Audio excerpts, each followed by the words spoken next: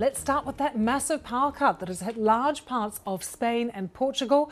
Public transport, communications and many businesses have been affected. Hospitals are operating normally. They have generators, so that's some good news from there. But what is not known at the moment is what caused the problem. But Spanish and Portuguese governments have been holding emergency meetings after the outage. We are closely watching all the news coming out of Spain and Portugal, and we've just heard from the Spanish grid operator REE that says restoring power could take between 6 and 10 hours from now.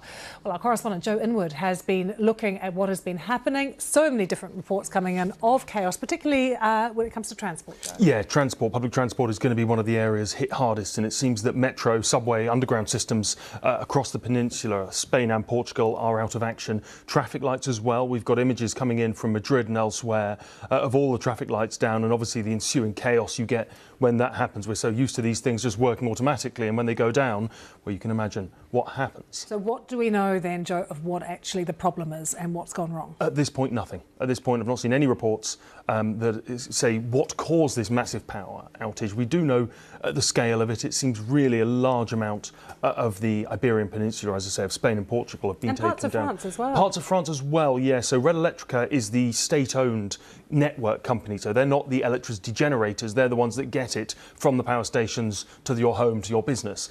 So they obviously have some stations, or they have power lines that go into France as well, it seems.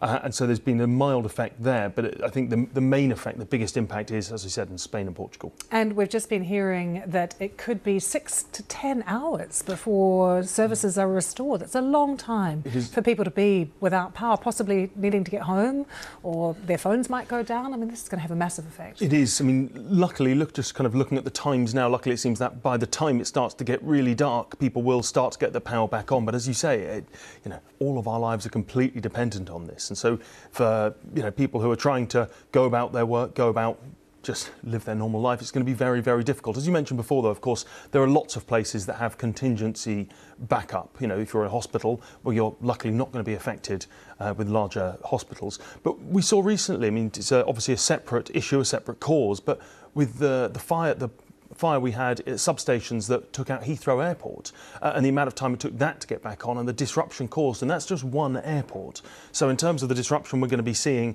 from an entire country losing power, well, that's going to be incredibly significant. Joe, thank you so much. We're monitoring all of the wires and the information that's coming into us from the Iberian Peninsula.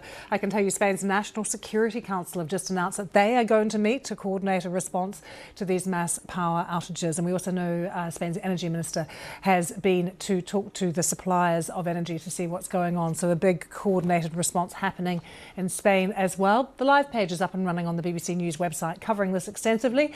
Our team is talking to people on the ground who have been affected. I'm just seeing one here, Kirsty, a teacher in Madrid, who's talking about how devastating it is for many of the children there because they don't have 5G and they can't charge their phones. You can imagine what that's like for teenagers in Madrid at the moment. But seriously, she said it's lucky that this happened after lunch because everyone got their cooked lunch. But there are real concerns about how to get the children home when the metro system is down. So do go to the live page and keep up to date with all the developments from the Iberian Peninsula on there.